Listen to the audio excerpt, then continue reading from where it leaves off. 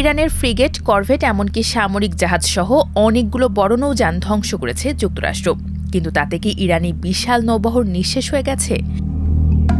বিশ্লেষকেরা বলছেন এ ভাবনাটাই ছিল যুক্তরাষ্ট্রের বড় ভুল। ইরানের বড় নৌযানগুলো ধ্বংস করলেও ছোট বোটগুলোকে গুরুত্বই দেয়নি যুক্তরাষ্ট্র। কিন্তু সেই বোটগুলোই এখন হরমুজ প্রণালীতে যুক্তরাষ্ট্রসহ বৈশ্বিক অন্য নৌবাণিজ্যের জন্য সবচেয়ে বড় আতঙ্কের বিষয় হয়ে উঠেছে। তুচ্ছজ্ঞান করা ইরানের সেই ছোট নৌকাগুলো কিভাবে এখন যুক্তরাষ্ট্রের সবচেয়ে বড় দুঃস্বপ্ন হয়ে উঠল? ট্রাম্প হুঁশিয়ারি দিয়ে বলছেন, মার্কিন নৌ অবরোধের কাছে এমন কোনো নৌযান এলে তাৎক্ষণিকভাবে ধ্বংস করা হবে। তবে বিশ্লেষকেরা বলছেন বাস্তবতা এতটা সহজ নয়, কারণ ইরানের এই নৌযানগুলো শুধু দ্রুত গতিরই নয়, এগুলোতে ভারী মেশিনগান, রকেট লঞ্চার, এমনকি কিছু ক্ষেত্রে জাহাজ বিধ্বংসী ক্ষেপণাস্ত্র থাকে। বিশাল নিরস্ত্র বাণিজ্যিক জাহাজের জন্য এগুলো অত্যন্ত বিপজ্জনক। এছাড়াও অত্যন্ত উচ্চ গতির কারণে এসব নৌযান দ্রুত আঘাত হেনে সরে যেতে পারে। এই নৌযান এত দ্রুত যায় যে অনেক সময় শত্রুরা এটি শনাক্তও করতে পারে না।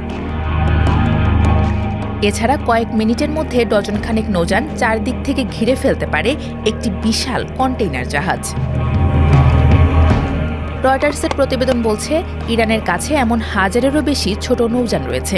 এগুলোর অনেকগুলো উপকূলীয় টানেল, নৌঘাটি কিংবা বেসামরিক জাহাজের আড়ালে লুকিয়ে রাখা হতো।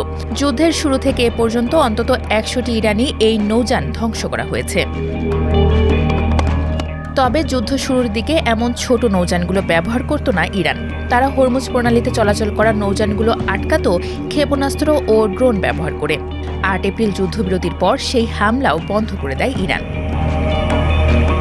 কিন্তু যুক্তরাষ্ট্র ইরান সংশ্লিষ্ট তেলবাহী জাহাজ আটক করা শুরু করলে ইরান সরাসরি জাহাজ জব্দের কৌশল গ্রহণ করে।